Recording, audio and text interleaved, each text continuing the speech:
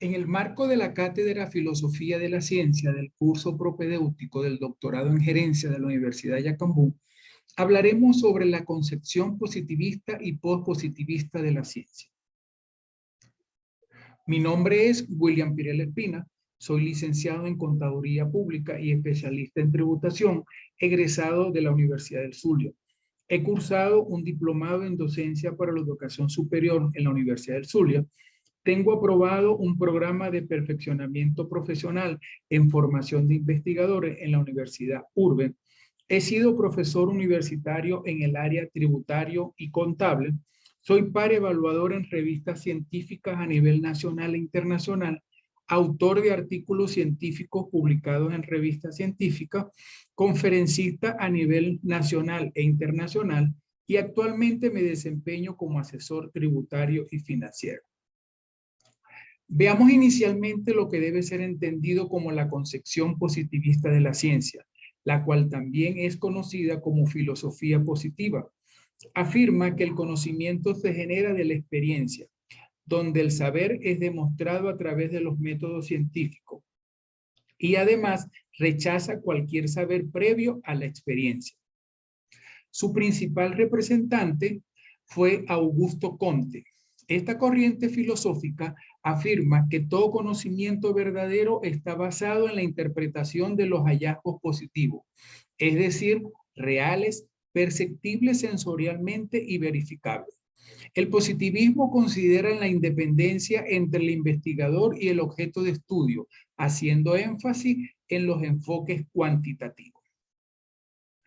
Por otra parte, el pospositivismo es un concepto totalmente nuevo que no está sustentado en el positivismo y se encuentra fundamentado en lo subjetivo, teniendo gran influencia en las percepciones y actitudes personales. El principal representante de esta corriente fue Karl Popper. Esta corriente filosófica también es llamada postempirismo. Es una postura metateórica que critica y enmienda el positivismo.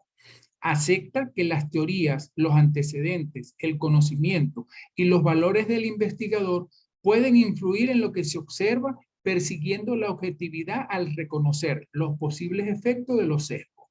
Considera que tanto los métodos cuantitativos como los cualitativos son enfoques válidos.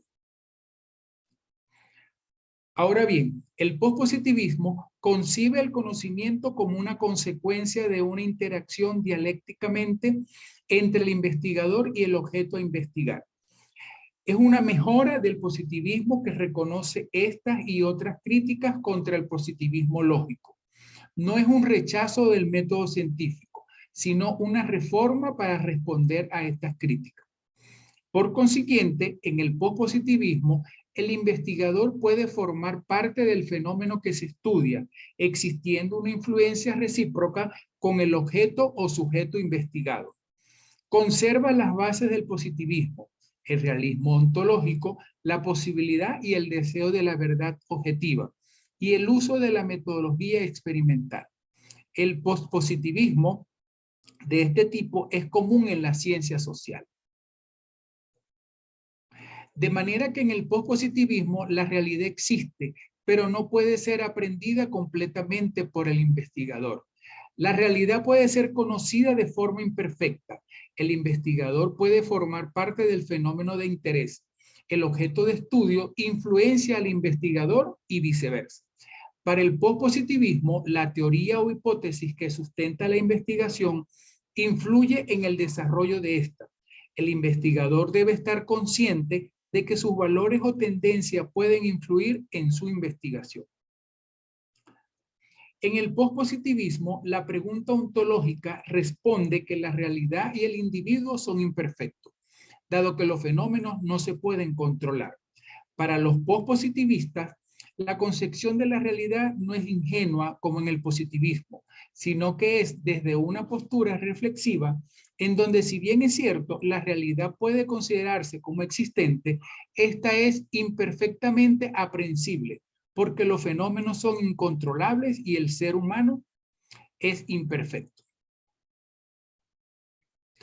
Asimismo, en el pospositivismo, la pregunta epistemológica es respondida a través de un dualismo modificado y un objetivismo, donde los resultados pueden ser considerados probablemente reales o ciertos. El pospositivismo mantiene que la objetividad permanece como el ideal regulatorio, pero esta solo puede ser aproximada. Coloca un énfasis especial en guardianes externos, tales como la tradición y la comunidad crítica. De igual forma, en el pospositivismo, la pregunta metodológica experimental se responde a través de la falsedad de la hipótesis, donde se consideran los métodos cuasi experimentales, pero también pueden influir métodos cualitativos como el análisis de contenido. En este sentido, enfatiza la criticidad múltiple, remediando las discrepancias y permitiendo la indagación en escenarios naturales usando métodos cualitativos, dependiendo más de la generación emergente de datos y haciendo del descubrimiento una parte esencial del proceso de indagación. Se le considera en lo metodológico como una modificación al positivismo en su proceder experimental y manipulativo. A continuación tenemos un cuadro donde se detallan los criterios de distinción epistemológico entre la filosofía positivista y los pospositivistas. Con relación al método, en el positivismo el método es científico, en tanto que en el pospositivista el método puede ser hermenéutico, fenomenológico, etnográfico, naturalista, de estudios endógenos, de investigación-acción o métodos biográficos. Con relación a la verdad, en el positivismo la hipótesis es verificada. En el pospositivismo la hipótesis son no falseadas. Con relación al hecho científico, en el positivismo busca hechos y leyes, en tanto que en el pospositivismo está centrado en fenómenos y experiencias humanas. Con respecto a la objetividad, en el positivismo está basado en la objetividad, pero el pospositivismo está fundamentado en el concepto subjetivo. Con relación a la realidad, en el positivismo está centrado en la causalidad de la conducta humana, donde lo importante es buscar el método adecuado para validarlo. En tanto que en el pospositivismo, la realidad es imperfecta y probabilística. Debe ser sometida a un examen crítico. Finalmente, en la observación, para los positivistas es fundamental para la búsqueda de la verdad, en tanto que para los pospositivistas, las teorías, el conocimiento y los perjuicios del investigador pueden tener influencia en lo que se observa. Con relación al racionalismo crítico, debemos entenderla como la filosofía defendida por Karl Popper para la epistemología, afirmando que la ciencia es racional porque las creencias están fundamentadas en la crítica y existe posibilidad de ser reemplazada. El racionalismo crítico presenta una visión del conocimiento científico en función de lo cual es necesario presuponer ciertas condiciones en el mundo y en nuestro acceso cognitivo a él. En otras palabras, consiste en adquirir una actitud más crítica frente a las teorías plenamente establecidas en la ciencia. Cuando se habla de la observación para teorizar, debemos hacer referencia a que la teoría inductivista sostiene que el conocimiento está basado en la formulación de hipótesis y leyes que se consiguen de forma inductiva teniendo su origen en la observación y no por las experiencias subjetivas del individuo. Karl Popper se opone a la psicología inductivista que plantea que el conocimiento comienza con sensaciones, percepciones o por observaciones y a partir de allí se generalizan las teorías. En este sentido, la ciencia tiene su origen en la observación, lo que proporciona fundamentos seguros sobre lo cual se puede construir el conocimiento científico. El primer tipo de argumento que ofrece Karl Popper en contra de la neutralidad de la base empírica de la ciencia es semejante al esgrimido por los convencionalistas y se basa en el hecho de que las observaciones y experimentos científicos reales son guiados e interpretados a través de teorías. Por otro lado, considerar la teoría para observar hace referencia que a través del método deductivo se producen saberes partiendo de conocimientos anteriores, permitiendo predecir fenómenos observables a través de hipótesis. Es de gran utilidad cuando no puede ser observada las causas del fenómeno.